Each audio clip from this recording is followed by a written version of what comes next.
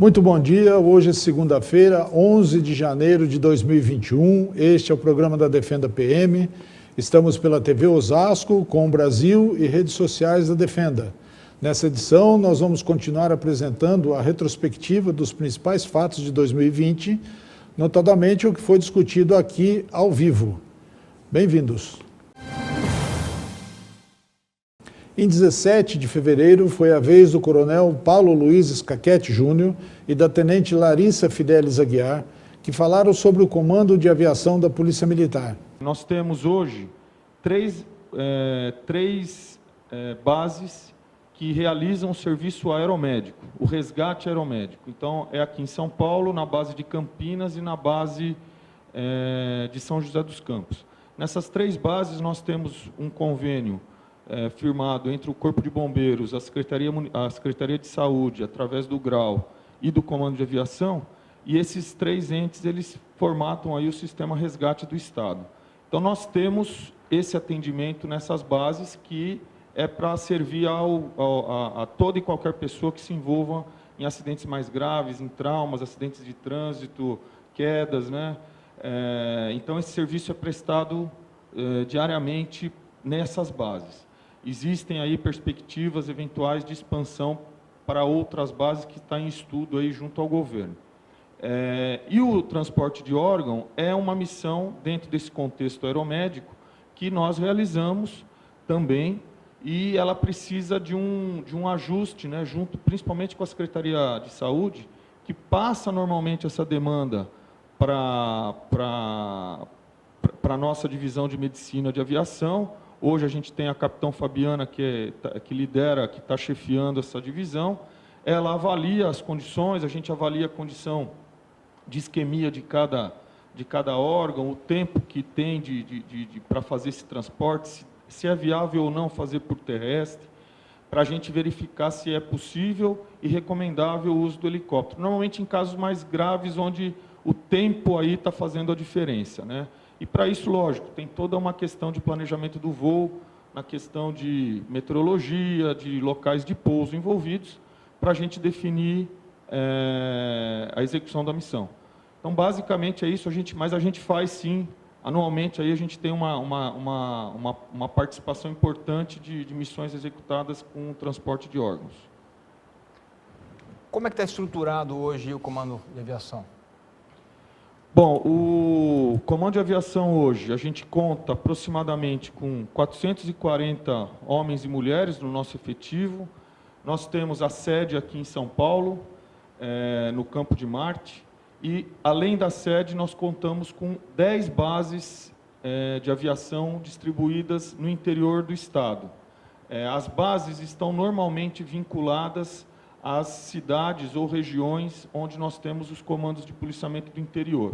Então, em cada comando de policiamento do interior, que são 10, a gente conta com uma base de aviação, mais ou menos aí com um efetivo aproximado de 25 homens e mulheres, entre oficiais e praças, que exercem as funções de piloto, mecânico e tripulante operacional. Estão aptos, em geral, para fazer todas as missões de apoio ao policiamento, seja em ocorrências emergenciais ou programadas, bem como algumas missões de salvamento. A única restrição em relação ao serviço que a gente presta em São Paulo é o que eu acabei de falar, do resgate aeromédico, que só Campinas e São José dos Campos estão executando.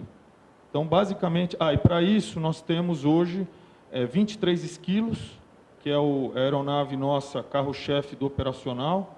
Essas aeronaves são as que são distribuídas nas bases para executar toda essa gama, esse rol de missões. Além disso, a gente tem em São Paulo mais 2 biturbinas, um Agusta Granil, um EC-135 e um avião King Air. Basicamente, essa é a nossa frota atual que está sendo utilizada, mas os esquilos são o carro-chefe operacional que dão conta aí de todo o serviço no estado do que a gente vem fazendo até hoje. Começando pela Larissa, qual a ocorrência mais impactante para você até agora?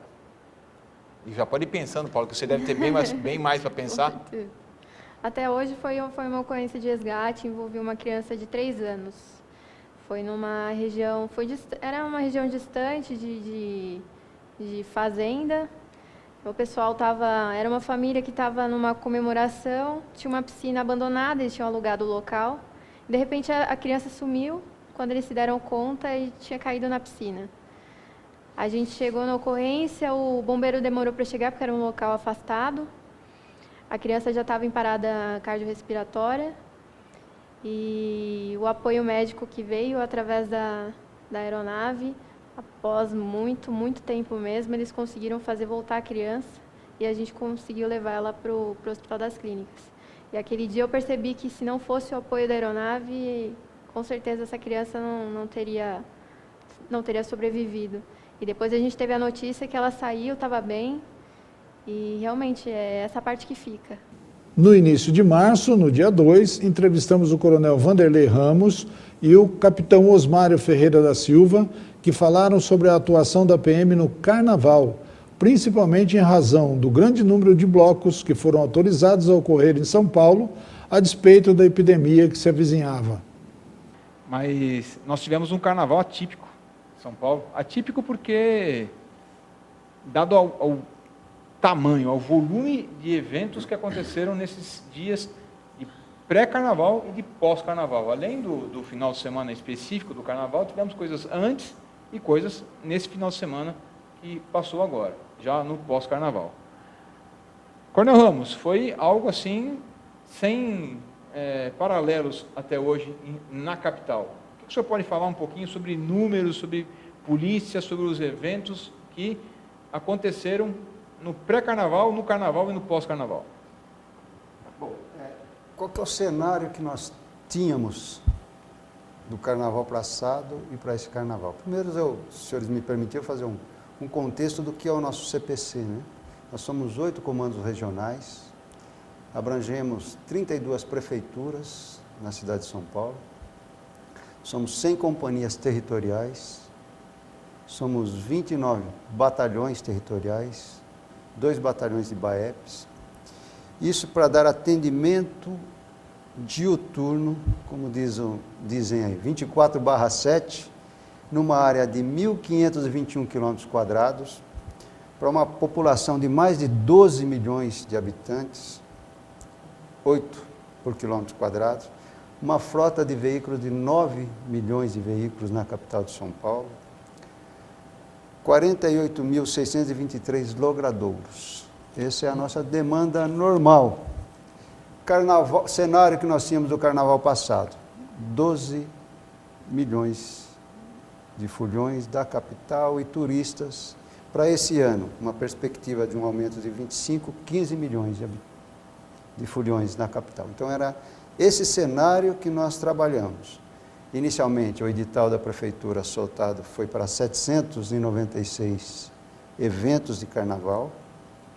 Nós fechamos agora, fechando aí o balanço, com 642 blocos distribuídos em toda a capital de São Paulo, nas 32 prefeituras. Então, nós tivemos carnaval no centro, zona norte, zona leste, zona oeste, zona sul, pessoal de Parelheiros.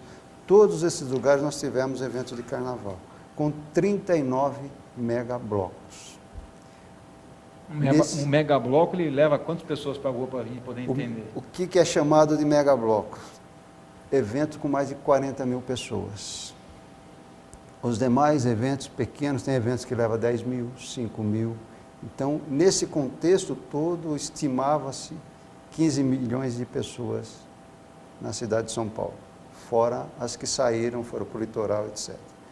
Para isso tudo aí, com um efetivo do CPC de um pouco mais de 17 mil homens, uma frota de um pouco beirando 4.500 viaturas, somando todos os dias de carnaval, nós conseguimos pôr aí 66.900 policiais de serviço, contando escalas por escala, 66.900 policiais escalados durante esse período aí. Uma estimativa de 16.500 viaturas para cobrir todo esse contexto. Diariamente nós colocamos em média 8.500 policiais voltados só para a atividade de carnaval, nos 8 dias de carnaval, pré-carnaval, carnaval, pós-carnaval. E fora o ordinário, que nós temos toda essa outra demanda ainda que não pode parar. São Paulo não para. E mais um efetivo em torno de 2.500 policiais, 1.000 viaturas. Então, você tinha mais de 10.000 policiais de serviço. Isso graças ao esforço de quem, Ernesto? Você foi da nossa corporação, você sabe disso. E eu aproveito aqui para externar meus agradecimentos à nossa DEC, que empenhou nossa Academia de Polícia Militar do Barro Branco, a nossa Escola Superior de Sargentos, Coronel Telmo, nossa Escola Superior de Soldados, Pirituba, com os núcleos descentralizados de formação, soldados já no segundo ciclo, foram todos empenhados. Nossas diretorias, nós tivemos aí emprego de todo o nosso pessoal da administração, então não faltou serviço, não faltou empenho da Polícia Militar para fornecer, como disse o Osmário aqui, esse artigo de luxo que é a segurança pública para que o nosso fulhão aqui em São Paulo pudesse ter um carnaval mais seguro. No dia 9, recebemos o capitão Ricardo Rogamer dos Santos e o primeiro-tenente Rodrigo Lourenço Borges. Eles falaram sobre o uso e a legislação sobre drones. Eu queria já começar perguntando para o capitão Rogamer, como é que está a utilização do drone para operações policiais? O Carnaval agora foi um grande desafio. A gente teve a oportunidade de usar a ferramenta, né, para transmissão de imagens, né, para auxiliar a sala de gerenciamento de crises dentro do Copom, no período de pré-carnaval, carnaval propriamente dito e o pós-carnaval, né? E ela se demonstrou, né, muito eficiente, principalmente agora sedimentando a cultura aeronáutica para o pessoal do policiamento, que até então achava que era difícil operar esse tipo de equipamento e hoje já percebem que a aeronave em si, o sistema agregado nele pode trazer bastante resultados efetivos e seguros para o policiamento em si. Vamos ver aquele filme? Então, nós temos um filminho, eu vou pedir para a produção colocar aquele filminho que fala sobre exatamente a utilização do drone no Carnaval.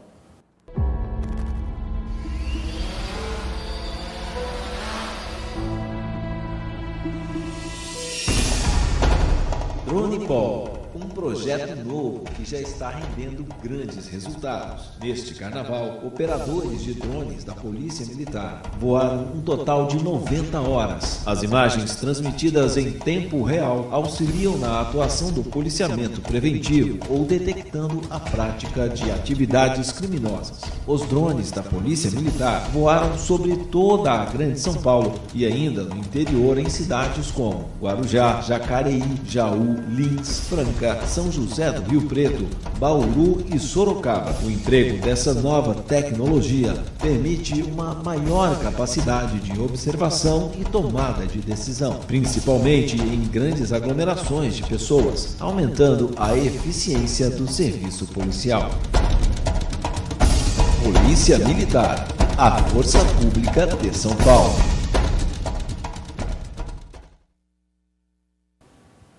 Eu acho que é importante salientar que o curso ele não é obrigatório para o civil, por exemplo, né? Então, para esse tipo de equipamento, com essas características, né, um pouco mais leve, de acordo com a finalidade da utilização também, o civil ele basta um cadastro na ANAC, né, cumprir todas as regrinhas, mas ele não precisa fazer um curso de formação para pilotar esse tipo de drone. A Polícia Militar exigiu, através de diretriz interna, que na sua operação vai ser realizado sim um curso. São 4 semanas, 185 horas aulas, né, justamente para a gente poder ter uma segurança maior na operação da Polícia Militar com esse equipamento, né, para não ter desdobramentos maiores futuros. No dia 17 de agosto, entrevistamos o Major Alexandre Coelho Bog, que falou sobre o complexo para treinamento de combate a incêndio estrutural da Escola Superior de Bombeiros. O que é isso daí, Bog? Bom, esse é o nosso centro de combate a incêndio estrutural. Então, é uma pista de treinamento, ela é modulada em contêineres marítimos. Nós fazemos treinamento de combate a incêndio em interiores, residências, treinamento de combate a incêndio em prédios de apartamentos, estruturas residenciais. E lá no fundo está a escola? Ao fundo é a estrutura da Escola Superior de Bombeiros, aqueles prédios ao fundo. Para ter uma ideia da dimensão, quem está nos assistindo tem uma ideia da dimensão que é esse terreno, as margens da represa de Mariporã, que inclusive permite treinamento aquático também, né? De salvamento aquático, Treinamento de salvamento aquático, salvamento terrestre, salvamento em altura, produtos perigosos, combate a incêndio, toda a parte do treinamento de bombeiro, a formação dos bombeiros do estado de São Paulo é efetuada nessa escola. Aí também é o equipamento? Aí é o nosso pessoal iniciando um treinamento, então dá para perceber que tem um pouquinho de fumaça saindo lá da chaminé do simulador. Então eles estão se preparando para entrar no simulador para fazer o treinamento de combate a incêndio estrutural. Dá para observar o nosso equipamento, ele é composto hoje pelo que há de mais eficiente no mundo, aí nós reputamos, né? Então, capa e calça de combate a incêndio, equipamento de proteção respiratória, capacete, luvas de incêndio, botas. E aí nós utilizamos mangueiras, bombas de incêndio, câmeras de imagem térmica para poder fazer a visualização no meio da fumaça. O pessoal está equipado aí, preparando para iniciar a simulação. No dia 20 de abril, em meio a uma série de informações sobre a Polícia Militar realizar prisões em face do não cumprimento do isolamento social, a Defenda PM se pronunciou por meio do seu presidente, o Coronel Elias Miller da Silva. Coronel Miller, presidente da Associação dos Oficiais do Estado de São Paulo, Defenda PM. Neste momento em que a sociedade está nessa luta contra a pandemia coronavírus, nós temos verificado algumas medidas de alguns governantes, quer sejam prefeitos, governadores, que estão, ao nosso ver, afrontando o texto constitucional. Porque nós temos que entender que a Constituição de 88, ela instituiu o Estado democrático de direito, ou seja, prevalece a lei. Assim, no artigo 5º da Constituição, nós temos no artigo 5º, inciso 2, que diz: ninguém será obrigado a fazer ou deixar de fazer algo senão em virtude de lei, que é o princípio da legalidade. Então, primeira coisa, eu tenho que ter lei estabelecendo direitos e deveres, obrigações, porém essa lei não pode afrontar a própria Constituição no artigo 5º nos seus direitos fundamentais. E dentro do artigo 5º nós temos o inciso 15 que diz: é livre a locomoção no território nacional em tempo de paz, podendo qualquer pessoa, nos termos da lei, entrar, sair, permanecer com seus bens. Então, somente para sair do país e entrar no país é que a pessoa pode ser limitada na sua locomoção. Portanto, isso é uma garantia fundamental. E o inciso 16 do mesmo artigo 5º diz: todos podem reunir-se pacificamente, sem arma em locais abertos ao público. A única obrigação, comunicar à autoridade previamente, só isso, para não impedir reunião de outras pessoas.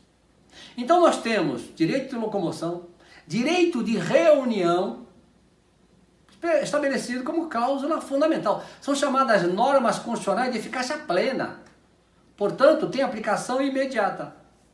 E o próprio artigo 5º fala também, no inciso 41, diz: a lei punirá qualquer discriminação atentatória aos direitos e garantias fundamentais.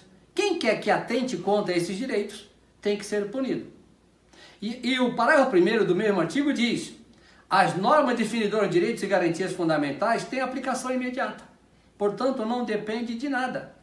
Agora vejam, nós estamos vendo governadores, como está acontecendo em São Paulo, dizendo de forma clara que vai impedir a locomoção, a saída das pessoas, e que vai mandar a polícia prender. Isso é um absurdo. Isso é um ato de truculência, é um ato arbitrário, é um abuso de autoridade e é um caso que afronta a Constituição, afronta os direitos fundamentais. O que nós temos que observar é que nessa pandemia, todos, e nós temos que ter responsabilidade, nós temos que tomar medidas, sabe, higiênicas, atender a autoridade sanitária, mas nós não podemos impedir as pessoas no seu ir e vir. Não tem base constitucional para isso e nem legal para isso. A única previsão constitucional para poder impedir as pessoas é se nós tivermos a decretação do estado de defesa. O que é o estado de defesa? Quando o presidente da República edita um decreto e, por tempo determinado, 30 dias, local determinado, para conter uma grave perturbação da ordem. Nós não temos essa previsão para a calamidade, hein? Mas se a calamidade atingir uma proporção muito grande, ela pode gerar uma grave perturbação da ordem. Aí o presidente da República, não é governador, não é prefeito, o presidente edita um decreto, local determinado, exemplo, São Paulo, capital, tempo determinado, máximo 30 dias, prorrogável mais 30 dias.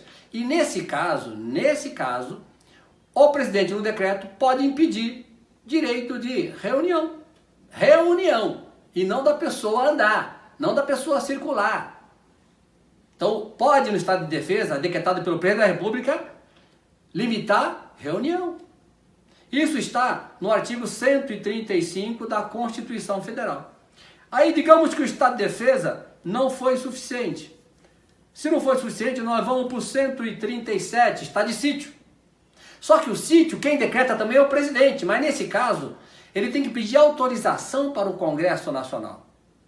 E aí, no estado de sítio, porque a defesa foi insuficiente, autorizado pelo Congresso, aí o presidente, nos termos do artigo 139 da Constituição, diz, 139, inciso 1, obrigação de permanência em localidade determinada. Veja, localidade, e não confinado dentro de casa.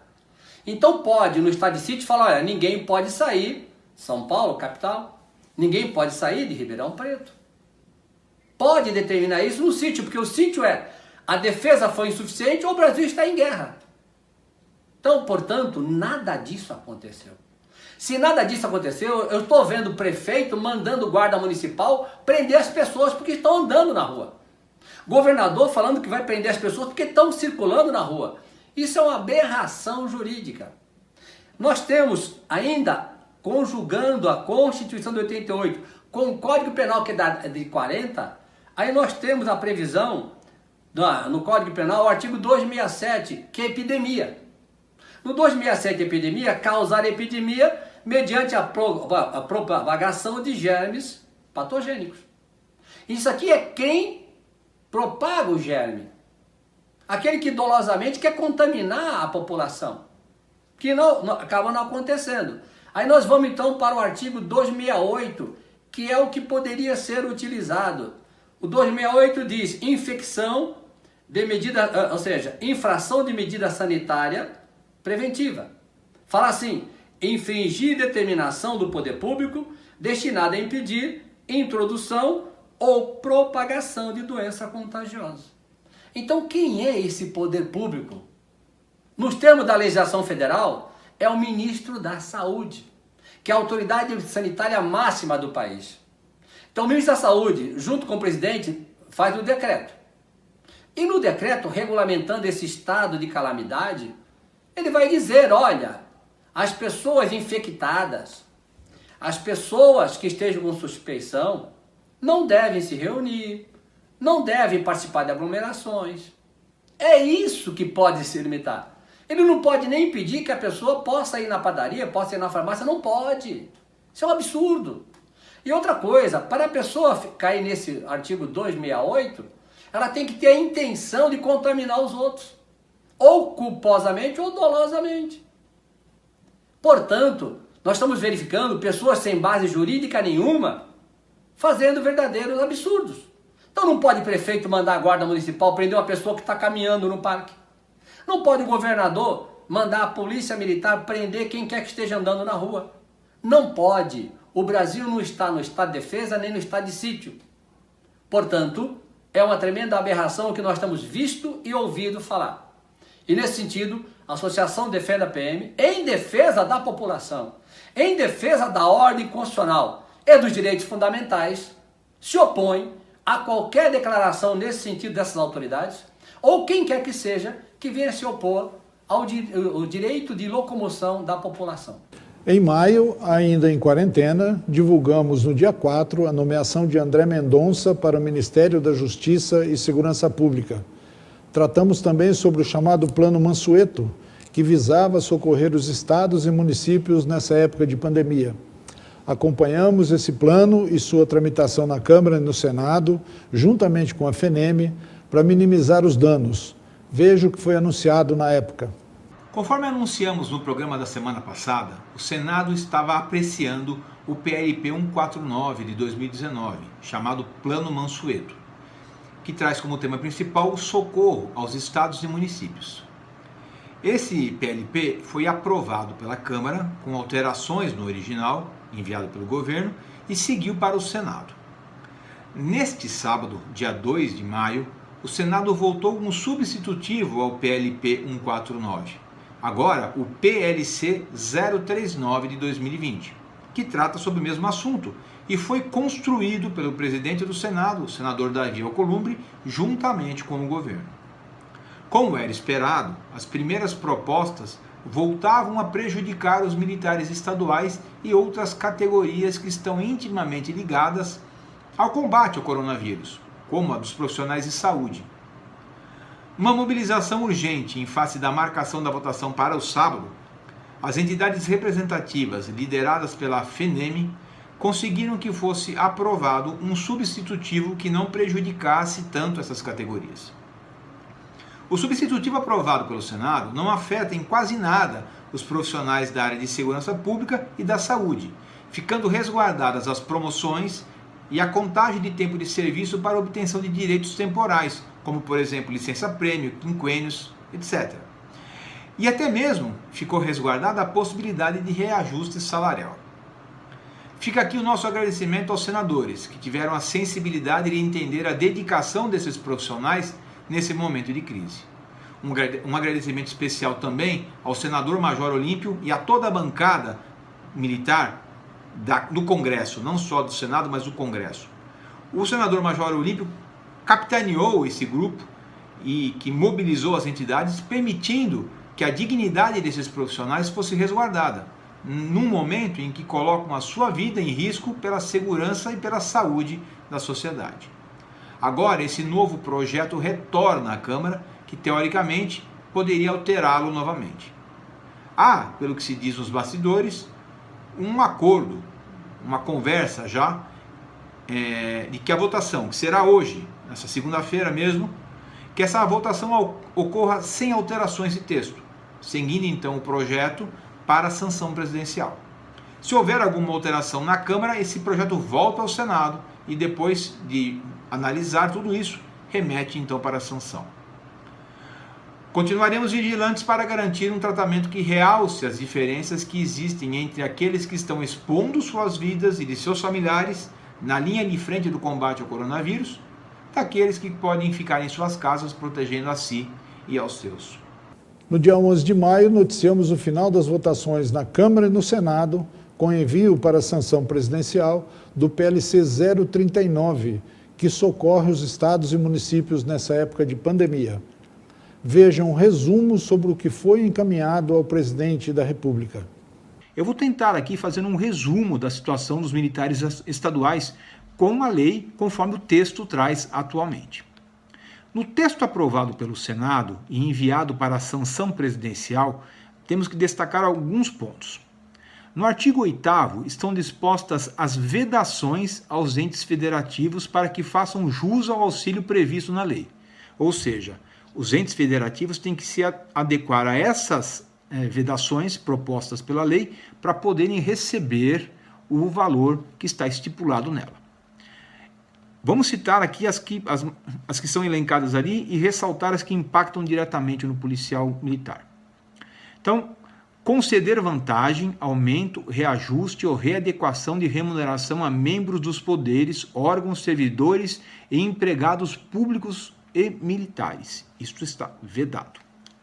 Também está vedado criar cargo, emprego ou função que impliquem em aumento de despesa. Também está vedado alterar estrutura de carreira que implique aumento de despesa. Outra vedação é admitir pessoal, ressalvadas as reposições de cargos de chefia, de direção e de assessoramento que não acarretem aumento de despesa.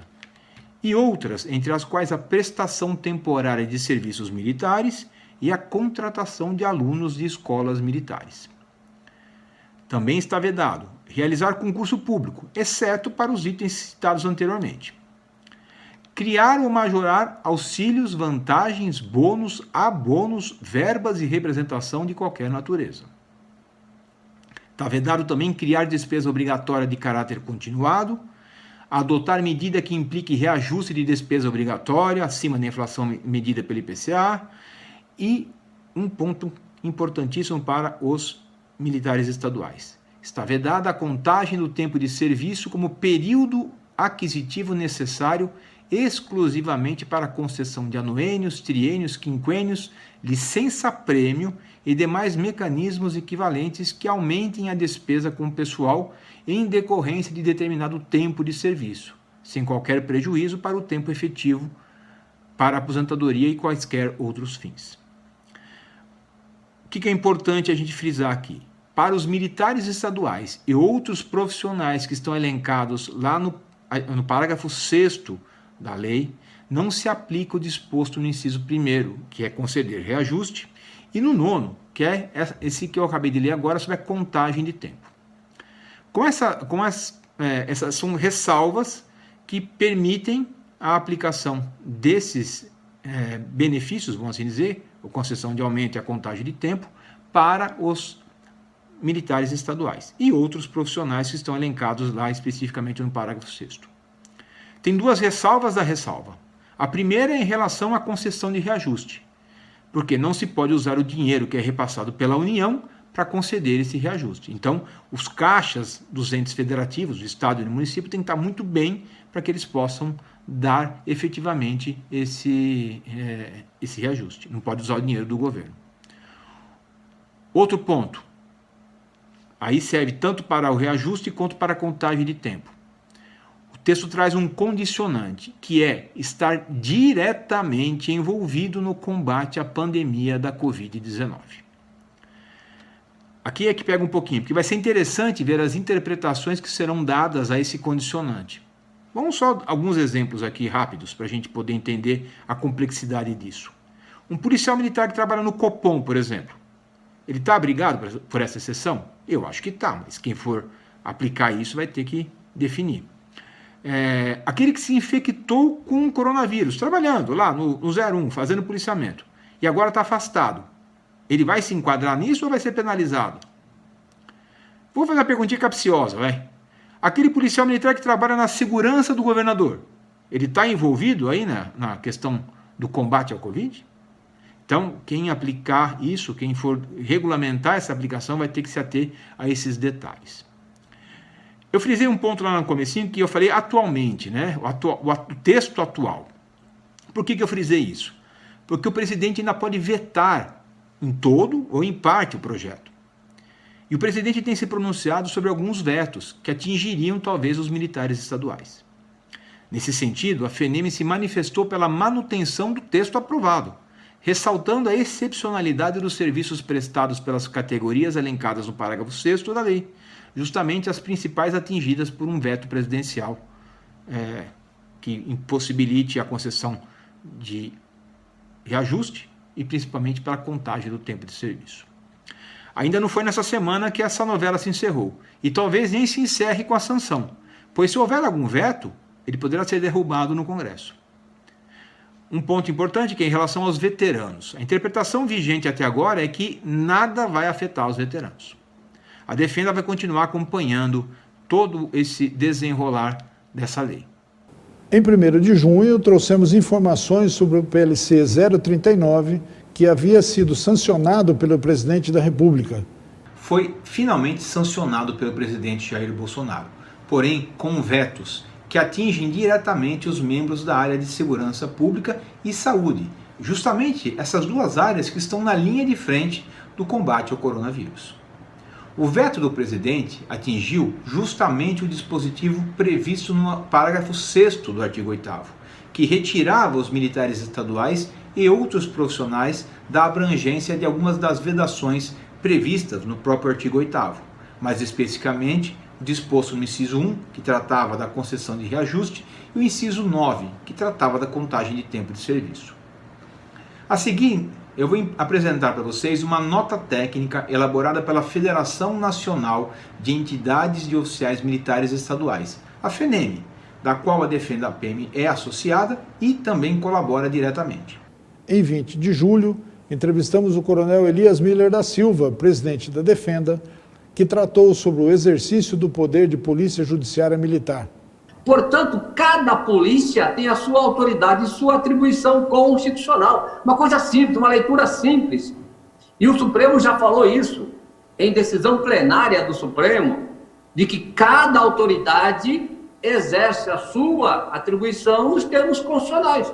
Então não existe mais aquela figura do delegado ser a única autoridade policial, os demais são agentes. Mas em São Paulo, infelizmente, a Associação dos Delegados, o Sindicato do Delegado, parece que ainda não reconhecem a Constituição e eles querem que todos estejam sujeitos a eles. E eles não querem, e deveriam conhecer, porque tem formação jurídica, não querem reconhecer dentro do Poder Judiciário, ou seja, a Justiça Militar, que é um segmento especializado do Poder Judiciário, como é a Justiça do Trabalho, como é a Justiça Eleitoral, como também numa comparação da Justiça Federal com a estadual, a federal pega, embora seja comum, mas também pega esse ar de justiça especializada. Então, a Justiça Militar é uma justiça especializada em crimes militares, como o Ernesto estava falando agora há pouco. E essa justiça especializada no país tem o órgão do Executivo que faz a investigação para atender às demandas da justiça especializada. E esse órgão, ou seja, é a Polícia Militar, é o Corpo de Bombeiro Militar, é o Exército Brasileiro, Marinha do Brasil, Aeronáutica, que exerce a chamada Polícia Judiciária Militar. Então, ou seja, já passou da hora, Ernesto, Silvio, eu, já passou da hora dos delegados virem para o campo democrático, para o campo republicano, sabe, e exercerem o papel deles, que é muito importante. No dia 27 de julho, entrevistamos o coronel Azor. Ele falou sobre as entrevistas que concedeu em função do habeas corpus que a Defenda conseguiu para garantir o exercício do poder de polícia judiciária militar pelos oficiais da PM. E, acima de tudo, o contexto, trazer uma abordagem que vai exatamente de encontro àquilo que é a política de duas instituições que são parceiras e que trabalham para a sociedade, né? Polícia Civil e Polícia Militar. As manchetes, elas diziam claramente que a Polícia Militar, os policiais militares, teriam garantido o direito de mexer na cena do crime. É uma coisa que absolutamente não tem nada a ver com o contexto, absolutamente nada a ver. E pior ainda, quando se diz isso, dá-se a impressão que essa mexida, para ser bastante coloquial nas palavras, na cena do crime tivesse a ver com o fato de esconder provas e até mesmo de acobertar crimes. Quando, na verdade, o que se sustenta, e que já muito é regra do jogo, é que a atividade de investigação feita pela Corregedoria da Polícia Militar e pelos órgãos que compõem o seu sistema é uma atividade absolutamente legítima e amparada da Constituição. E mais, a se falar exatamente da questão armas que são apreendidas, essas armas que são apreendidas pela Polícia Militar são imediatamente lacradas e encaminhadas exatamente para a Polícia Técnico-Científica, que é a única encarregada de realizar a perícia. Então, é uma deturpação, mas eu diria com muita tranquilidade, sem o tom de adular. Em regra, os jornalistas não conhecem isso. E esse tema é muito contaminado por uma questão histórica e ideológica bastante forte. E nos dias de hoje, pior ainda, né? Pior ainda quando a gente vê uma polarização da sociedade tão grande, então haverá aqueles que vão, desde dar gritos estúpidos de fechar o Congresso Nacional, de derrubar o Supremo Tribunal Federal, porque é o paraíso da imbecilidade que impera nas redes sociais. Em 3 de agosto, entrevistamos o coronel da Polícia Militar de Santa Catarina, Marlon Jorge Tesa, presidente da FENEME. Ele falou sobre o sistema de proteção social dos policiais militares. A maior mobilização, talvez não foi a maior mobilização, o maior empenho que nós tivemos. Nós tivemos que enfrentar, na verdade, várias frentes. Quando se falava em reforma da Previdência, lá no governo Temer, né, já há alguns anos atrás, nós sabíamos que esse debate viria forte e que nós teríamos que fazer alguma coisa para ser reconhecido como uma categoria diferente, né? não digo melhor ou pior, mas diferente das demais. Então nós começamos o trabalho já naquela época, lá em 2017. Nós começamos um trabalho primeiro de convencimento interno, viu, Ernesto? Convencimento interno para o nosso militar saber por que nós somos diferentes, como é que funciona outros países, por que os militares, de forma geral, têm a perda nos direitos e, por isso, direitos durante a sua vida, está submetido à legislação especial diferente, tanto no campo penal como administrativo, e face disso nós temos que ter também uma forma diferente de ser tratado na nossa inatividade e para as nossas pensões. Isso foi feito um trabalho de 3 anos e muito forte agora desse governo, quando veio de fato a proposta de emenda constitucional, que nós fomos tratando durante um ano, você falou bem, durante um ano, um trabalho uníssono com os comandantes gerais, é bom que se diga isso através do Conselho Nacional de Comandantes Gerais, a todas as entidades nacionais, no sentido de ver aprovado no final um sistema de proteção social, que é como nós denominamos, que atendesse os militares naquelas suas reivindicações principais. O que quer dizer o quê? Olha, se eu tenho uma vida diferente durante 35 anos agora, que o Daniel comentou, eu tenho que também, uma vida diferente na totalidade, eu não perco meu vínculo, ficar de eterno ligado à instituição militar, eu tenho que também ter uma retribuição para isso. E a retribuição é exatamente quando eu vou para o meu período de descanso, que ele é reduzido face às agruras da profissão, eu tenho que ter umas garantias, umas garantias, porque senão não seria plausível eu enfrentar 35 anos uma vida tão dura, se eu não tivesse uma garantia. E também, se porventura faltar o militar, a pensão que ele deixa também são do mesmo molde. Então, essa foi uma grande, você tem razão, viu, Ernesto? Você tem razão, essa foi uma grande vitória. A Defenda acompanhou a gente do início ao fim, acompanhou, tivemos tratativas com as Forças Armadas, o próprio governo, porque nós queríamos essa simetria. Ora, se militar nós formos, se militar nos querem, submetidos a toda essa legislação com menos direitos sociais que os outros, com as outras categorias de direito público, nós também temos um tratamento diferenciado. E isso nós atingimos, conseguimos fazer o final. As eleições mereceram destaque ao longo do programa, com entrevistas a policiais militares que se colocaram à disposição dos eleitores para o pleito municipal. Além disso, fizemos programas pré-eleição, visando orientar os candidatos, e programas pós-eleição, anunciando e analisando os resultados alcançados. No dia 21 de setembro, entrevistamos o coronel Elias Miller da Silva, que falou sobre a participação de policiais militares nas eleições municipais. Ernesto, mais uma vez, fica muito fácil nós comentarmos isso com você, com o Silvio, aqueles que atuam e acompanham todo o processo político de amadurecimento da corporação. Nós temos que deixar bem claro que a história do Brasil e do mundo, nós tivemos sempre discriminações para determinados setores. Se você pegar na história do Brasil, só podia votar quem era dono de terra. Só podia ser votado quem era dono de terra. Isso é recente agora. Se nós pegarmos a mulher, Ernesto e Silvio, a mulher só passou a ter direito de voto em 1946. Eu sou de 57, 11 anos antes de eu nascer, é que as mulheres adquiriram o direito de voto. Vejam, olha só o tremendo absurdo que nós tínhamos, porque enquanto o país não amadurece democraticamente, muitos segmentos, muitos setores não têm voz. E também não era diferente com os militares. Até 1988, cabos e soldados não podiam votar. E qual era a tese? Olha, se o militar votar, a política entra pelo portão das armas do quartel e a disciplina sai pelo portão dos fundos. Isso aí é uma teoria de dominação, de escravização, porque numa democracia consolidada, o grande direito fundamental se dá pelo direito de voto. Aí é onde eu exerço a minha cidadania. E nós militares, quer sejam militares de polícia, militar e bombeiro, quer sejam os militares federais, nós fomos discriminados ao longo como uma forma de dominação. Porque o militar, ele é um cidadão comum, Ernesto. E como cidadão comum, nós demoramos a ocupar o espaço para que nós possamos, enquanto cidadão, diferenciando bem, uma questão é a política partidária, que a instituição não se mistura, Mas, enquanto cidadão, eu tenho que ter o meu direito de reivindicar e eleger e votar e ser votado.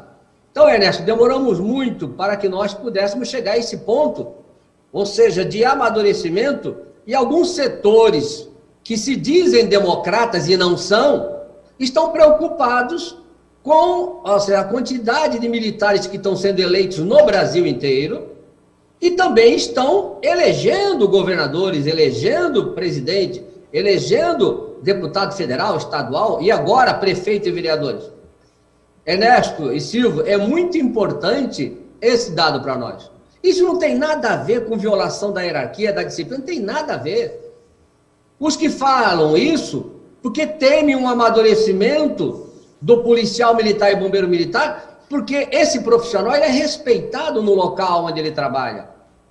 O policial militar e bombeiro, muitas vezes, ele ficou 20, 30 anos no município. No dia 28 de setembro, entrevistamos a advogada Cristina Duarte Lemos. Ela falou sobre emendas parlamentares. Como é que eles podem fazer? Por exemplo, os vereadores.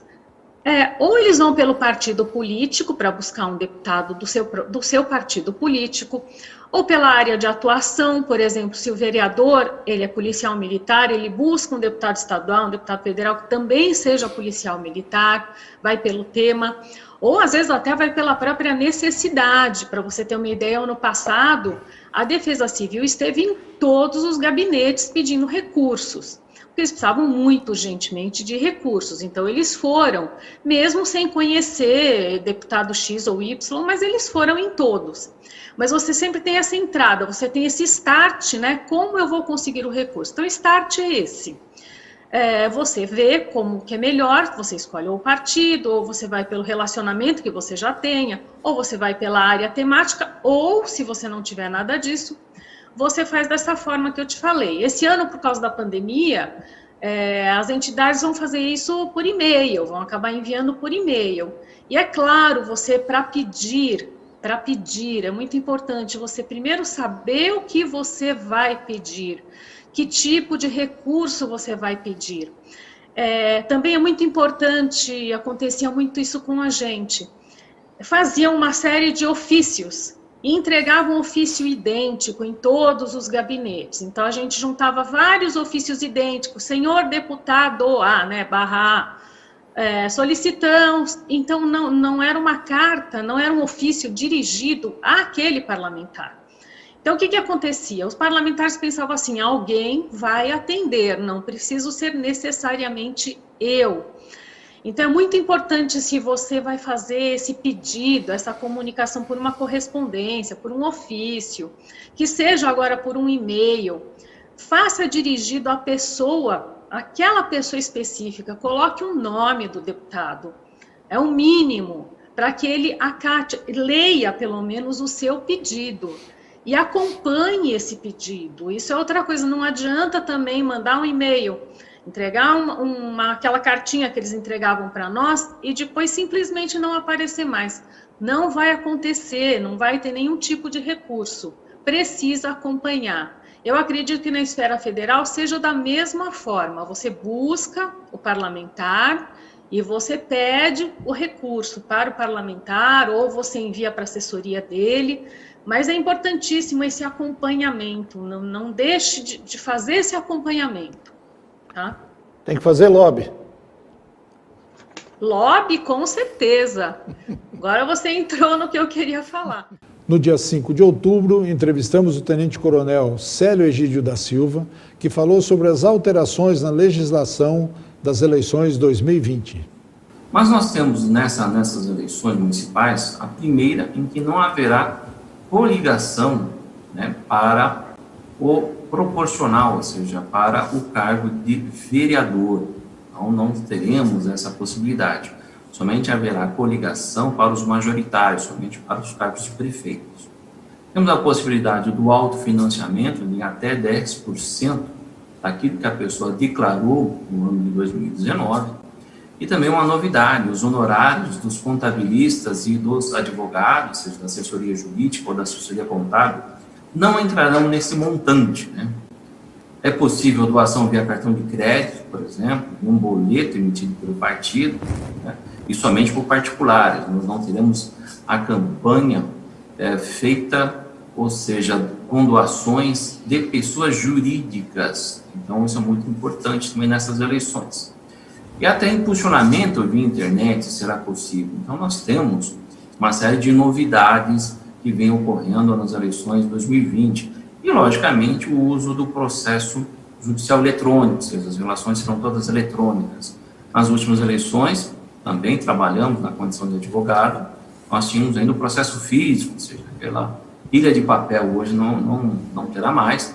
Isso facilita e dificulta, ou seja, o candidato, ele deve aderir, inclusive, a sua inscrição é toda de maneira eletrônica, e o acompanhamento do seu processo é tudo eletrônico.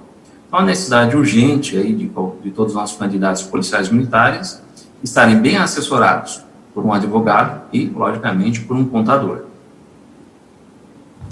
Bom, a campanha, teoricamente, já começou, né? As pessoas, os candidatos já estão aí perambulando pelas ruas, fazendo a distribuição dos seus programas.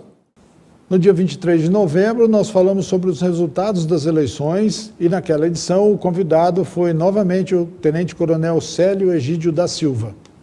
Eu vejo como novidade da Câmara dos Vereadores, o perfil, é a candidatura coletiva, ou chamado mandato coletivo, né, onde existe uma chapa de pessoas registradas somente em nome de uma, que a nossa legislação eleitoral não permite, a entrada de dois grupos, né?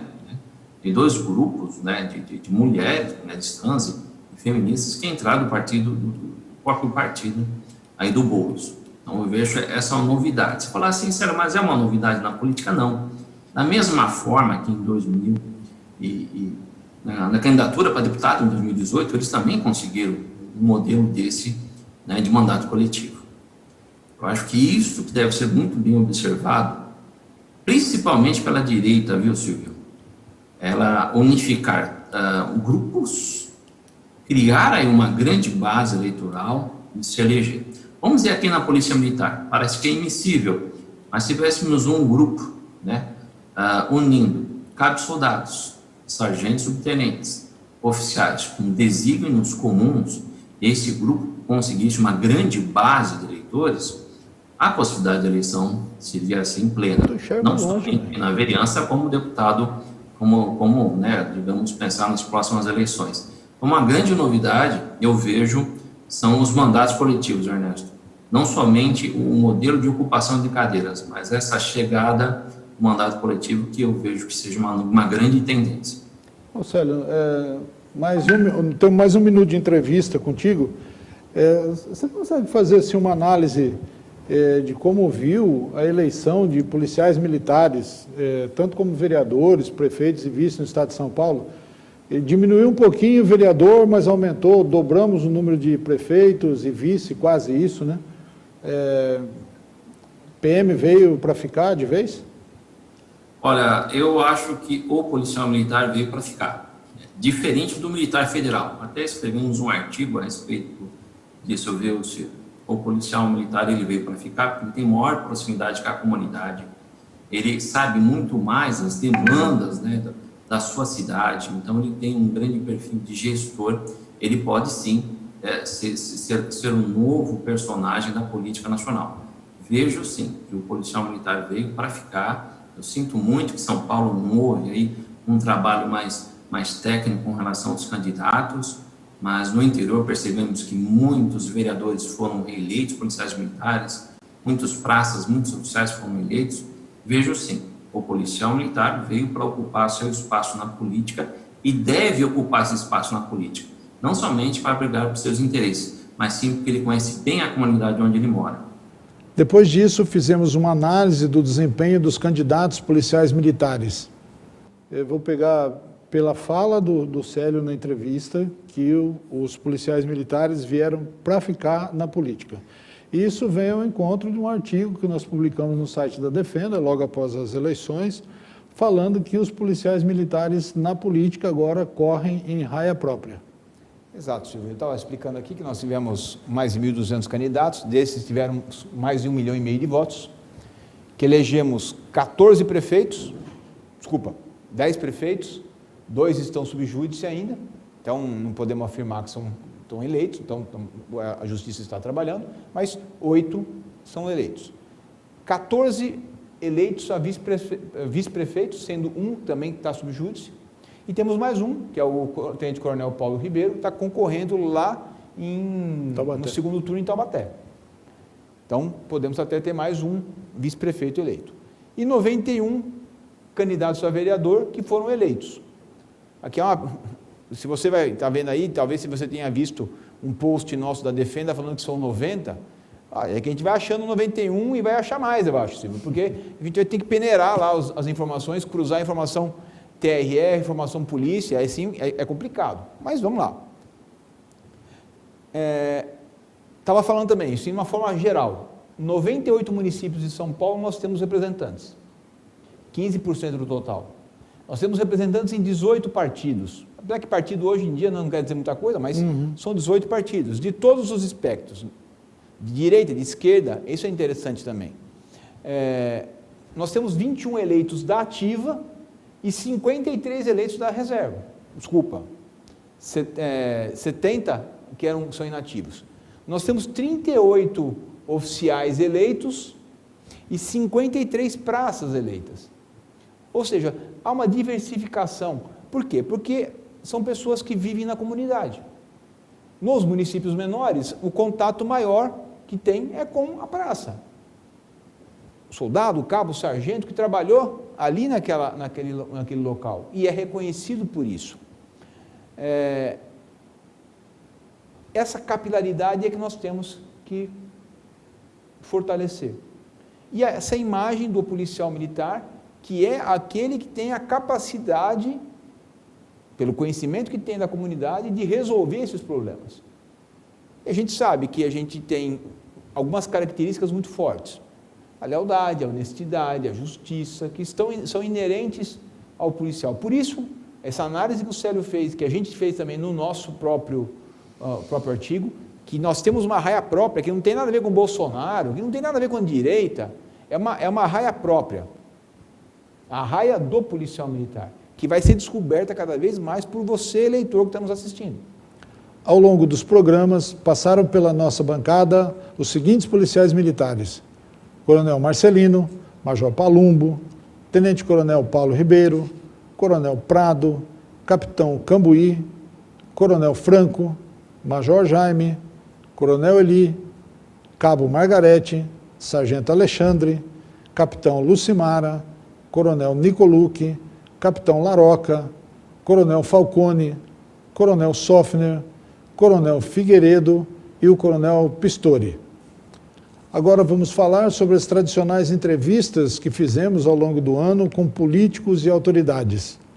Em fevereiro, na comemoração do programa número 100 deste programa, recebemos o então comandante-geral da Polícia Militar, Coronel Marcelo Vieira Salles.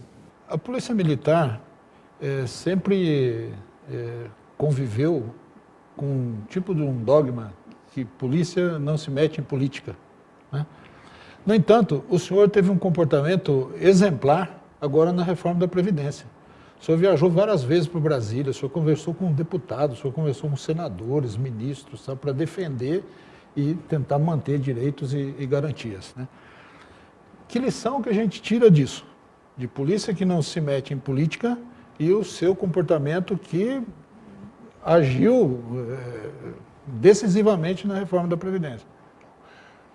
O comandante, obrigado, Silvio, pela pergunta. Eu acho que é uma das grandes atuações da Polícia Militar, dos nossos parlamentares congressistas.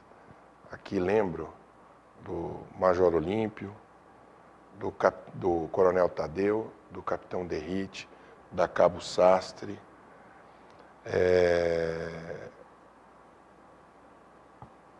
que tiveram um papel, o Capitão Augusto também foi excepcional, os nossos deputados estaduais que cerraram fileira nos seus partidos. Então, o comandante ele tem que enfrentar os problemas. E nós não comandamos segmentos da instituição. nós comandamos a instituição, sob todos os seus aspectos, todas as suas nuances, seja no pessoal, na inteligência, na coordenação operacional, na logística, na saúde, na comunicação social, estamos aqui. Então, eu cerrei fileiras com os congressistas e com as associações policiais militares. E aqui eu deixo o meu abraço fraterno ao Coronel Miller, que coincidentemente é o presidente da Defenda PM, e todos os integrantes da Defenda que tiveram um trabalho brilhante nessa atuação da Polícia Militar, das polícias militares e corpos de bombeiros militares, para que a gente perdesse menos. E o senhor falou uma outra coisa que o pronunciamento.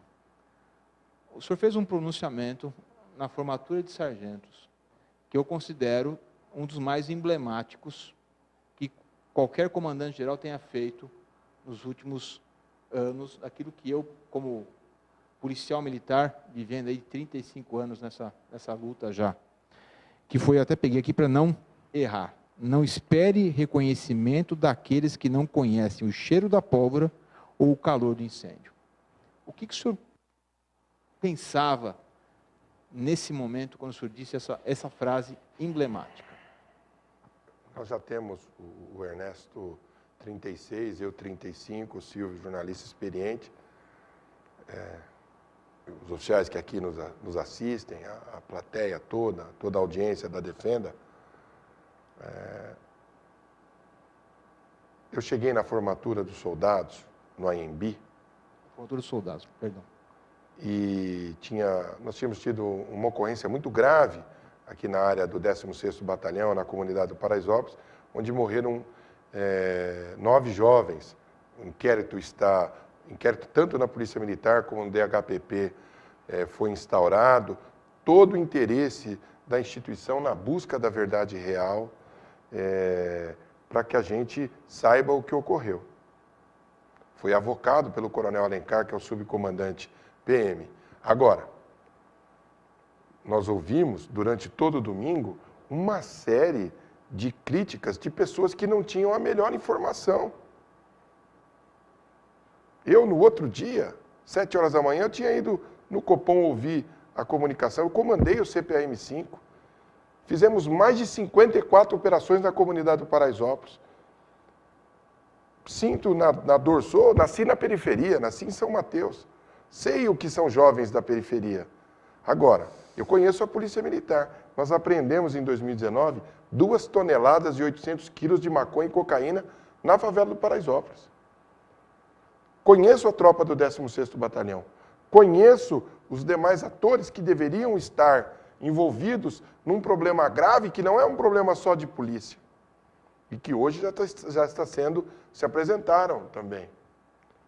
E eu cheguei nessa formatura, Silvio, comandante Ernesto, e vi a nossa tropa, alguns oficiais que me receberam, meio desanimados, porque nós fomos bombardeados antes da conclusão do inquérito. Antes da conclusão do inquérito. E numa formatura de soldados, policiais de cabeça baixa, não podemos admitir. E ali veio uma manifestação do meu coração. Eu que comandei pelotão de aluno-soldado no regimento de cavalaria, falei, não pode, na formatura estar de cabeça baixa, não é possível isso. Não é possível. Os oficiais que vinham nos cumprimentar. E aí eu disse que não, porque às vezes alguns especialistas que não têm a melhor informação falavam, e nós que somos da polícia, que sabemos que tínhamos o maior número de informações, sabíamos que não era, os vídeos que foram veiculados no domingo todo não eram daquele dia, não tinha nexo causal, entendeu? Então, eu vou concluir, para concluir. Então, o que eu falo para os senhores e para as senhoras que nos assistem? Então, não esperem reconhecimento daqueles que não sabem, não têm a melhor informação, de que nunca sentiram o cheiro da pólvora, que não sabem como operar num ambiente complexo, que é das comunidades, que é das grandes cidades, que é das periferias, que é das áreas ricas, que não conhecem o calor do incêndio, que nunca combateu, que nunca salvou um preso em ferragem. Então, eu queria mostrar que nós, que estamos na linha de frente de combate ao crime e da preservação da ordem pública, sabemos o que estamos fazendo. E vamos aguardar o resultado, a conclusão do inquérito, tanto na Polícia Militar, que o Coronel Alencar é o encarregado, irá fazer a solução, foi avocado pelo Alencar, e do nosso DHPP. No dia 13 de abril, entrevistamos o senador Major Olímpio. Ele falou sobre os 2 pedidos de impeachment que protocolizou contra o governador João Dória na Assembleia Legislativa e no Ministério Público. Eu entrei com um pedido de impeachment do governador João Dória na Assembleia Legislativa, na forma da Constituição Estadual, e uma representação na Procuradoria-Geral de Justiça por crimes que ele vem praticando contra a administração pública e por atos de improbidade. Eu digo crimes contra a administração pública porque está mais do que claro e transparente, transbordando provas nesse momento. Num dos casos, pelo uso indevido, desvio de finalidade, desvio de função de dezenas de policiais militares por dia e viaturas do policiamento ostensivo para tomarem conta do entorno da casa dele, do muro da casa dele. Sendo certo que para esse mistério, se necessário fosse, já temos um efetivo de 450 homens da Casa Militar do governador, para prover a segurança do governador, de seus familiares, bem como da sua residência.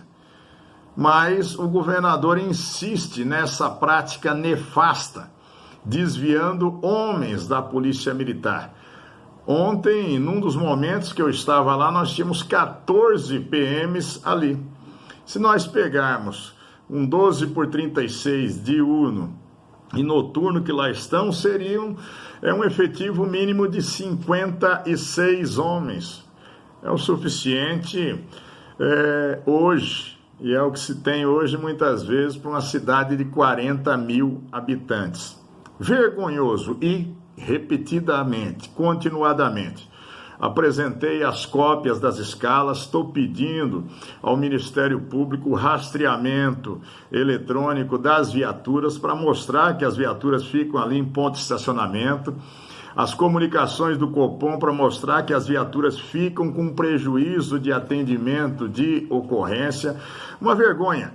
E uma segunda coisa também relacionada a nós da Polícia Militar, o Águia 32, que é um helicóptero robusto, um Agusta, que foi adquirido num convênio com o Banco Interamericano de Desenvolvimento, que era para fiscalização ambiental, né? E que em 2019, com o término do convênio e sendo incorporado esse helicóptero pela Polícia Militar, passou a ser o Águia 32. Depois o governador viu esse helicóptero, que normalmente é um helicóptero chique, robusto, um helicóptero executivo, ele viu e disse, isso aí é muito para ser helicóptero de polícia, desmancha tudo, deixa na cor de fábrica e eu vou usar como helicóptero executivo meu.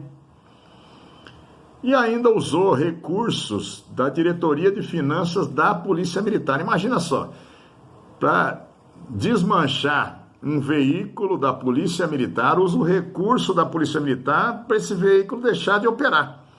E esse Águia já estava desmanchando, já está numa oficina da HBR, aqui do lado, na Anhanguera. O Coronel Tadeu, que é deputado federal e piloto de helicóptero, foi lá e viu tudo e constatou. Quando o Tadeu denunciou isso, me parece que ele falou com a Folha de São Paulo e com a UOL. Aí o Dória fez um post de menino birrento dizendo, se é assim, esses indivíduos que não têm o que fazer e ficam atrapalhando, se é assim eu não quero mais, então que continue como helicóptero da polícia para transportar órgãos, transportar feridos e para dar apoio policial. Ora, o helicóptero só para pintura foi R$160 mil. Agora vai custar isso de novo para voltar na cor do padrão e ser o Águia 32 e vai custar muito mais caro. Então, aí está caracterizado 2 crimes contra a administração pública, atos de improbidade. Também oficiei ao doutor Edgar, presidente do Tribunal de Contas do Estado, ao Ministério Público de Contas, para que façam a apuração e o acompanhamento disso. Em 29 de junho, entrevistamos o deputado estadual Coronel Telhada. E agora vem fazendo uma oposição, ou melhor, não vou colocar como oposição porque acho que não é a palavra certa, mas vem fazendo críticas pontuais e objetivas e apontando soluções em cima de problemas que estão sendo detectados pelo senhor nesse primeiro ano de governo. O senhor pode falar um pouquinho sobre isso? Pergunta marvada, hein? E dizer que você não é meu amigo a longa data, a sua família, né? Seu pai foi meu comandante na academia, por quem tem um grande apreço, um grande respeito, mande um abraço para o seu pai. Obrigado. Bom, essa situação do Dória é uma situação estranha, porque o nosso pessoal não entende a política, né? O nosso pessoal faz críticas infundadas e por desconhecimento total. Quando o meu partido, o Partido Progressista, era partido de apoio na campanha do Dória. Então, teoricamente, você tem que acompanhar o partido. E para mim, na época, era muito mais fácil apoiar o Márcio França, porque ele era unanimidade dentro das polícias, que seria o governador. Eu gosto, o Márcio França é meu amigo, tenho um contato ótimo com ele também. Mas como o partido estava com o Dória, eu tinha que seguir a linha do partido. E entendo o seguinte, que política é isso? Não adianta todo mundo concentrar as forças num lugar só. Você tem que ter as forças divididas, porque seja qual for o futuro que você tiver, você vai ter como trabalhar politicamente. Trabalhar politicamente não é ficar xingando as pessoas de traidor, de assassino, de safado.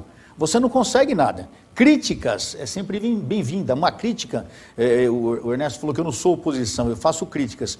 Eu acho que fazer críticas também significa ajudar o governo, desde que o governador tenha humildade de ouvir essas críticas. Infelizmente não é o caso do governador João Dória. A nossa relação ela foi se desgastando, porque durante mais de um ano de governo eu tive a oportunidade de falar somente com ele uma vez, numa reunião, onde eu fui propor a emancipação do Corpo de Bombeiros, que eu tenho isso como necessidade. É um projeto, é uma PEC minha. Eu entendo que o Corpo de Bombeiros tem que ser uma instituição à parte da Polícia Militar, porque não só a polícia ganharia, o bombeiro ganharia, mas a população ganharia. Conversamos, ele falou que estava convencido, poxa, adorei sua ideia, vamos trabalhar nisso aí, e ficou nisso e não passava, não desenvolvia. Isso, desculpem o português bem claro, foi me enchendo o saco, porque eu não sou de ficar aguardando, eu gosto de agir. No final do ano passado, quando houve o reajuste salarial, a gente sabia que não haveria um número muito alto nesse percentual. Quando foi 5%, poxa, é uma porcaria, pouco? Mas a esperança é que esse ano viesse alguma coisa. Até agora em março, cansei de pedir para ele que fizesse uma nova porcentagem de reajuste. Quando foi em março, que era a data base do reajuste, nada foi feito. Ou seja, simplesmente, quando era do interesse, ele nos ouvia. Quando não era do interesse, nos ignorava totalmente. No final do ano passado, se eu não me engano, Ernesto, houve aquele problema com alguns veteranos da polícia, que numa reunião ele os chamou de vagabundo. Também entendo que não foi a intenção de magoar, de xingar, não, foi uma hora de raiva, uma besteira. E como homem a gente sempre se exaspera, eu faço as minhas lambanças às vezes, quem não faz, todo mundo faz, e também procurei até evitar um desgaste maior. Fui muito criticado por causa disso, o que eu aceito numa boa, crítica é uma boa, o problema são as pessoas que nos xingam e nos denigrem, isso é que é terrível, nos ofendem. E a relação foi se desgastando cada vez mais. Culminou quando foi feita a votação do projeto das precatórias, diminuir o valor das precatórias para 11% somente, para R$11 mil. Eu fui um dos que trabalhou fortemente contra isso, tanto que na minha comissão, que eu faço parte, eu trabalhei para esse projeto não votar, não passar, acabou não passando. Mesmo não passando, ele foi para plenário, numa manobra do PSDB, ele acabou indo para plenário, e no plenário nós tivemos uma resistência muito forte. E eles ganharam por um voto, 41-40, acho que você estava lá inclusive, então foi isso o governo já começou, principalmente o líder do governo, começou a ficar atravessado comigo. Agora, a gota d'água foi justamente na reforma da Previdência, Por eu ser funcionário público há 41 anos, ser filho de funcionário público, pai de funcionário público, minha família toda, quem não está na Polícia Militar está na Guarda Civil Metropolitana, então a gente é toda a família ligada à segurança pública, não tem como eu votar num projeto contra o funcionalismo, não tem, entendam isso. Apesar que o governo fez muitas concessões, teve um deputado da Polícia Militar que inclusive trabalhou muito nesse aspecto e conseguiu que a PM não sofresse tanto problema, conseguiu minimizar muito as desvantagens para a polícia. Ele acabou votando sim, tanto que arrebentaram esse deputado, eu não vou citar o nome dele por ética até, é um grande amigo, mas eu votei não. E quando eu votei não na Previdência, quando eu votei contra a Previdência, eu não preciso dizer para vocês o que aconteceu. Parecia que eu tinha matado alguém. O governo simplesmente passou a virar a cara para mim. Na Assembleia a situação para mim está muito complicada. O líder do governo não tem conversado comigo, tem evitado contato comigo. O próprio presidente, eu estou sentindo que ele está fugindo de mim, não quer conversar, o que eu acho uma besteira. Eu acho que o nosso relacionamento pessoal não tem nada a ver com o relacionamento profissional, mas infelizmente o PSDB trabalha assim. No dia 24 de agosto, o entrevistado foi o deputado federal Capitão Derrite. Eu queria começar perguntando ao senhor algo que não tem a ver ainda com a lei citada, mas que tomou um pouco de vulto na última semana. Foi a visita do nosso presidente, capitão do Exército Brasileiro, Jair Messias Bolsonaro, à viúva de um policial militar que tombou em serviço e tinha acabado de dar à luz. O presidente veio de Brasília a São Paulo para outros afazeres, outros compromissos, mas junto com o senhor, a gente sabe que o senhor teve um papel preponderante nessa ida do presidente à Cruz Azul, ao nosso hospital. Queria que o senhor falasse um pouquinho de como foi essa visita, de como foi todo esse preparativo para que o nosso herói tombado pudesse ser homenageado pelo presidente da República, algo inédito, pelo menos que eu me lembre. Nunca tivemos nada disso. Não, claro. Na quarta-feira da semana anterior, na verdade na terça-feira à noite, eu estava jantando aqui em Brasília, um jantar, uma reunião junto com o jantar, com o ministro Ricardo Salles, inclusive levando algumas demandas da nossa Polícia Ambiental para o ministro do Meio Ambiente. O ministro que é bem próximo, inclusive, da nossa Polícia Militar de São Paulo, que foi secretário do Meio Ambiente no Estado. E o ministro Ricardo Salles, junto com o secretário executivo do Ministério das Comunicações, o Fábio Van Garten, citaram, comentaram sobre a ocorrência dos 3 policiais militares, o sargento Oliveira, soldado Menezes e soldado Victor, prestando as condolências, em respeito aos nossos heróis aí tombados em serviço, e comentaram, poxa, capitão, meus sentimentos e tal. E eu, graças a Deus, Coronel, eu tenho bastante prestígio aí, não só com o governo federal, mas principalmente com o presidente da República, que gosta muito de mim e sabe que pode contar comigo. Aliás, já teve a prova disso aí nesse período que nós estamos aqui no mandato, apoiando o presidente Bolsonaro e ajudando nas aprovações das pautas mais difíceis para o governo.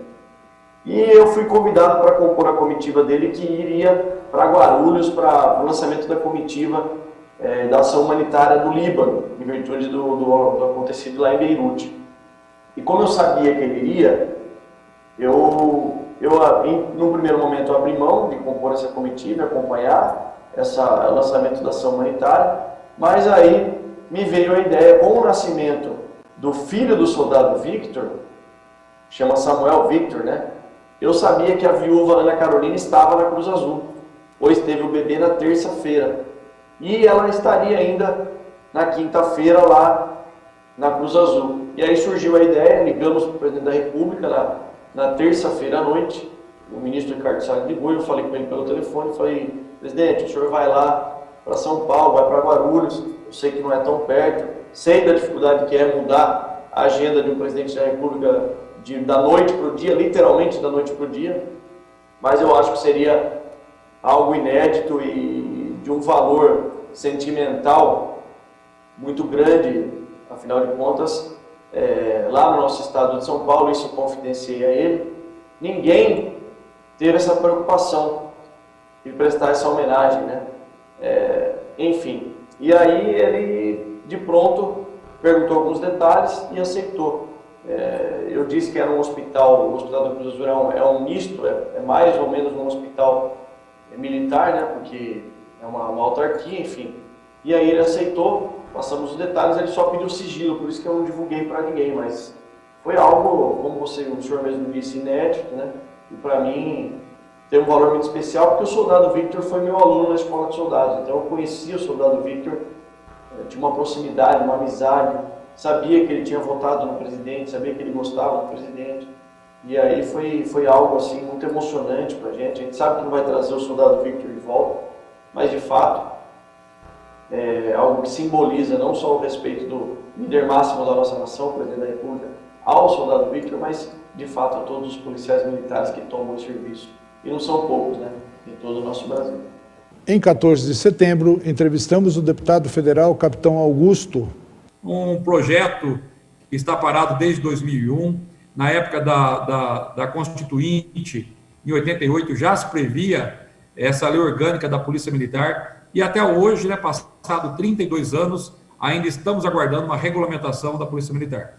Aí eu estava relatando o pacote do ministro Sérgio Moro, pacote de combate à criminalidade e corrupção, e ao término, no mesmo dia que nós votamos, encerramos, eu estive com o presidente Rodrigo Maia e solicitei para ele que o nosso grande sonho realmente seria a gente aprovar essa lei orgânica da Polícia Militar, porque não dá realmente para estar há 3 décadas esperando uma regulamentação das polícias militares e bombeiros militares. Ele, na época, na ocasião, ele perguntou para mim se eu gostaria que levasse através de requerimento de urgência diretamente para o plenário, ou se montava uma comissão especial para estar estudando o caso. Eu optei por uma comissão especial, até porque a gente teria realmente que estar rediscutindo com todas as associações, caráter nacional, estadual, os bombeiros, as polícias militares, comandantes gerais, secretários de segurança pública, e assim foi feito, né? Foi criada realmente essa comissão especial, do qual eu ficaria como relator e o deputado Lincoln Portela como presidente da comissão. Porém, devido à pandemia, nós não pudemos fazer nenhuma sessão na comissão especial. E depois, recentemente, conversando com associações, com os oficiais, nós falamos, olha, o que eu iria fazer na comissão especial, a gente pode fazer internamente, dentro das nossas associações, polícias militares, e assim foi feito. Algo inédito, graças realmente à questão virtual das lives, nós pudemos ouvir todas as polícias militares, bombeiros militares do Brasil, juntamente com as 6 associações de caráter nacional e também tendo a participação, quando fazia live nos estados, com as associações representativas de praças dentro dos estados e também da Polícia Militar. Então, é um trabalho realmente que nós fizemos, ouvindo todos, conseguimos pegar, temos agora um texto provisório, e agora nós estamos rediscutindo esse texto final agora que nós apresentamos. É algo difícil realmente de você conciliar o interesse e a vontade dos praças, dos oficiais, bombeiros, polícias militares, realidade diferente em cada estado, tem estado que já até extinguiu alguns postos e graduações, então é bastante complexo. E é um texto que obrigatoriamente tem que chegar lá no Congresso consensuado, porque se não houver consenso, a vontade da maioria, nem internamente, quiçá lá pela Câmara dos Deputados e pelo Senado. Então é algo realmente que demanda muita discussão, que é o que nós estamos fazendo, mas já estamos na reta final e eu tenho, digamos, muita esperança que a gente consiga votar ainda esse semestre na Câmara dos Deputados a lei orgânica da Polícia Militar. Essa é uma notícia excepcional, deputado. Se a gente conseguir efetivamente ter uma votação nesse semestre, garantindo essa evolução que é a lei orgânica, é um fato que é incontestável. Em 26 de outubro, entrevistamos aqui o Coronel Meira. Porque, veja só, eu vou dar um exemplo para você. Nós tínhamos aqui um contrato com uma empresa de lixo hospitalar. Então, quem que é o responsável por esse lixo hospitalar? É a Secretaria Municipal do Meio Ambiente. Aí ela contrata uma empresa municipal, pública, chamada Endurbe. Aí ela contrata a Endurbe, e a Endurbe, ela não precisa participar de processo licitatório, e ela contrata o quilo desse lixo a R$6, por exemplo. Aí a Endurbe, ela pega e faz uma subcontratação, ela contrata uma outra empresa para poder fazer o serviço dela, que é fazer a recolha, o recolhimento desse lixo hospitalar e dar destinação final a esse lixo. Ela contrata uma empresa e paga R$ 2,37 o quilo. Olha, como que uma empresa pública municipal cobra da Secretaria Municipal do Meio Ambiente R$6 e ela subcontrata uma outra empresa a fazer a R$ 2,37. Não existe lucro nessa seara. Não há que se falar em lucro, não há que se falar em vantagem. Então isso, por exemplo, é uma irregularidade que gerou um processo de improbidade administrativa em relação ao prefeito, em relação ao presidente da Endurbe. E o que aconteceu? Aconteceu que a Secretaria acabou fazendo um contrato. Aliás, só me perdoe, não é a Secretaria do Meio Ambiente, é a Secretaria da Saúde. A Secretaria da Saúde acabou fazendo um contrato direto com a empresa, ou seja, não precisou mais da empresa pública municipal, e o contrato foi fechado em R$ 2,37, ou seja, você promoveu uma economia para o município. Esse é apenas um detalhe. Outra coisa, nós temos uma estação de tratamento de esgoto aqui a um custo de 130 milhões de reais, com dinheiro vindo do governo federal, sem qualquer pagamento, ou seja, fundo perdido, para se construir uma estação de tratamento de esgoto em 18 meses. Nós estamos com essa estação de tratamento de esgoto já atrasada há mais de 6 anos. Por quê? Porque fizeram um projeto executivo ruim, isso já ficou devidamente comprovado, e a empresa que foi executar a obra, ela não consegue se entender, né, não consegue se comunicar com a empresa que fez o projeto executivo.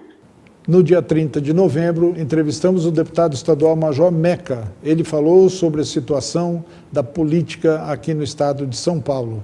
Qual o peso que o senhor acha que teve o Bolsonaro nessa eleição, no sentido de a direita não ter um candidato viável aqui na cidade? Ó Silvio, o presidente Jair Bolsonaro, envolto que ele está numa gama, numa luta muito grande para permitir com que o nosso país cresça economicamente, né, para que o nosso país avance em termos de infraestrutura, e nós estamos acompanhando, o ministro Tarcísio, o belíssimo trabalho que ele vem fazendo em todo o nosso país, no Nordeste, nos portos, nos aeroportos. O presidente Jair Bolsonaro está envolvido numa gama de trabalho imensa que a gente vê o desgaste físico e psicológico que ele apresenta. Mas eu queria começar a trazer um pouquinho para o cenário 2021, que é um cenário importante dentro do aspecto legislativo pela mudança da direção da casa. Como é que o senhor enxerga a próxima eleição para a mesa diretora da Assembleia Legislativa aqui em São Paulo? Olha, Ernesto, a próxima eleição, a gente já sabe o trabalho que já existe, né, nos bastidores. A gente busca também fazer uma construção de forma que nós não tenhamos o PSDB na presidência da casa, porque isso atrapalha muito o nosso trabalho parlamentar. A gente busca conversar com outros parlamentares para buscar fazer construções de forma a não permitir que o PSDB, como eu te falei, esteja na presidência. No dia 14 de dezembro, mais uma vez entrevistamos o deputado federal, capitão Derrite. Então, eu fiz o trabalho de convencimento antes do ministro Paulo Guedes. Fui no presidente Bolsonaro, ele só pediu para que aguardássemos a apreciação do veto. O veto foi mantido, né? Não foi derrubado. Aí depois, eu fui procurado por associações do Ministério Público e Poder Judiciário Por isso que tem esse projeto 148 que abrange todos os funcionários públicos. 3 reuniões já com o ministro Jorge Oliveira, que foi nomeado para ser ministro do TCU, mas existe uma aceitação excelente por parte do governo federal. O que não houve ainda foi aquele momento ideal, propício para que ele seja colocado em plenário, em apreciação, e seja aprovado, porque pode ser um tiro no pé. A gente colocar num momento que não há consenso entre os líderes partidários e a gente só tem uma alternativa, não pode errar. O que vai ser bom para nós vai ser essa troca de presidência da Câmara dos Deputados. Porque um dos candidatos à presidência da Câmara, que é o deputado Arthur Lira lá de Alagoas, é líder do meu partido, do Partido Progressista, ele já está muito a par desse projeto, que eu já conversei exaustivamente com ele sobre isso. Então, sendo ele o presidente da Câmara, existe uma grande aceitação por parte dele, de não só colocar para que isso seja, que esse projeto já entrou na pauta do plenário, mas foi retirado. Mas existe um compromisso aí do deputado Arthur Lira, não só de colocá-lo para apreciação, mas de ajudar na articulação para que seja aprovado. Como eu disse, por parte do presidente, eu tenho certeza, ele já me falou que é favorável, o Ministério da Economia é favorável, falta só o momento ideal para que, de fato, a gente consiga resgatar a dignidade do policial. Lembrando que o que eu falo o projeto fala o seguinte, ok, pode congelar, a gente aceita o congelamento do salário, só não deixa de contar o tempo de serviço. Então vamos supor aqui um caso hipotético, um policial que vai completar sexta parte mês que vem. Ele completaria a sexta parte dele, abriria o cômputo do novo quinquênio dele, porém ele não ia receber esse direito dessa sexta parte durante o período de pandemia. Em janeiro de 2022, ele passa a receber esse bloco que foi completo durante o período. Antes de passar para o Silvio, só fazer uma última adendo, o senhor me corrija se eu estiver errado. Essa aprovação não tem tanta pressa, porque, na verdade, ele tem um efeito prolongado. Dentro desse efeito, dentro do período desse efeito, nós temos a possibilidade de reverter essa situação. É isso mesmo, deputado? É isso. Vamos supor que esse projeto seja aprovado, colocado em plenário, aprovado em novembro de 2021. Ele vai ter o efeito retroativo em benefício de todos os policiais militares do Brasil, de São Paulo, de Minas, de todo o Brasil. Então ele, volta a contar todos esses 19 meses aí que não seriam computados. E eu vou continuar trabalhando, coronel, incansavelmente, para que esse projeto seja pautado e aprovado. Perfeito. Isso aí, com bastante sorte, isso deve ir para plenário lá para maio, junho, então, mais ou menos, né? Vai depender, Silvio, da eleição do presidente da Câmara. Como eu te falei, se o presidente realmente for o deputado Arthur Lira, ele está muito familiarizado com esse tema. No dia 21 de dezembro, entrevistamos o deputado federal, coronel Tadeu.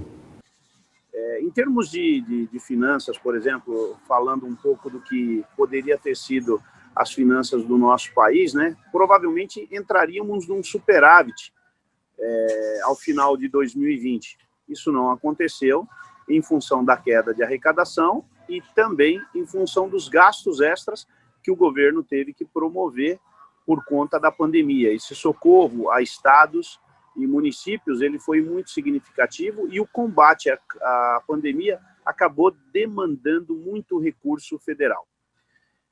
No caso dos policiais militares, mais uma vez nós tivemos um ano muito difícil, um ano onde os projetos que deveriam tramitar na Câmara dos Deputados e no Senado Federal, ele praticamente não andou, foi um ano praticamente parado, e eu dou um exemplo do próprio Código Penal Militar e do Código de Processo Penal Militar, que estavam, ao final do ano passado, prontos para serem aprovados na Comissão de Constituição e Justiça, acabou sendo adiado para 2020, e em 2020 nós não chegamos nem montar a Comissão de Constituição e Justiça.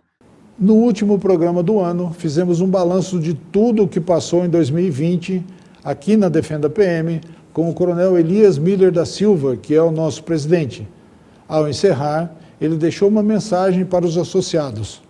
Então, mais uma vez, eu quero agradecer a Deus por essa oportunidade de nós encontrarmos pessoas como vocês, Silvio, Ernesto e os oficiais da Defenda PM, tanto da direção como associado, para a gente poder fazer o bom combate, combater o bom combate. Agora, se nós não soubermos quais são as armas do inimigo, se nós não trabalharmos com informação verdadeira, porque o nosso policial sabe quem fala a verdade, o cidadão sabe. Então, precisa chegar ao nosso cidadão a verdade, sem nenhum interesse escuso. E foi o que eu falei Silvio, para o repórter da Record. Eu falei, olha, o que eu estou te falando, eu vou te mandar o documento aí, você vai olhar, leia se eu estou falando a verdade. A gente não faz jogo. Então, efetivamente, nós ao longo, e a Defenda, poxa, ela não saiu ainda nem da fralda, né? Não saiu nem da fralda, mas nós já estamos incomodando, sabe por quê?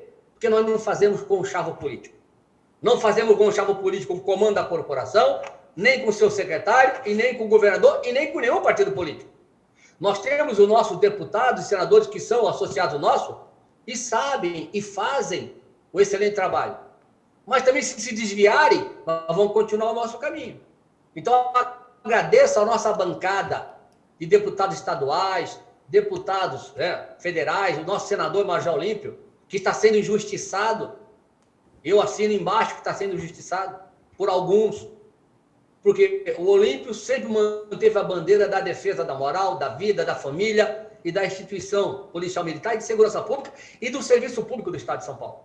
Então, eu quero, mais uma vez, agradecer, desejar a vocês um feliz ano novo, já que tiveram um feliz Natal, né, junto com a família, comemoraram o nascimento do nosso Senhor Jesus Cristo, que Cristo renascido no Natal, nos nossos corações, da nossa família, nos deu um feliz ano novo, e que possamos todos começar um ano novo com esse espírito, o espírito natalino que veio, o espírito cristão, e que possamos continuar essa luta da Defenda por uma polícia militar cada vez mais fortalecida, digna e com seus integrantes, tendo o justo reconhecimento do seu trabalho e da sua devoção, da qual você, Ernesto, é filho, eu também, e você vem de uma geração de policiais militares, e você com muito orgulho envergou na ativa, e o Silvio, que é nosso parceiro e que tem amigos da Polícia Militar, ele também tem reconhecido isso, então agradeço ao Silvio, que Deus abençoe a todos nós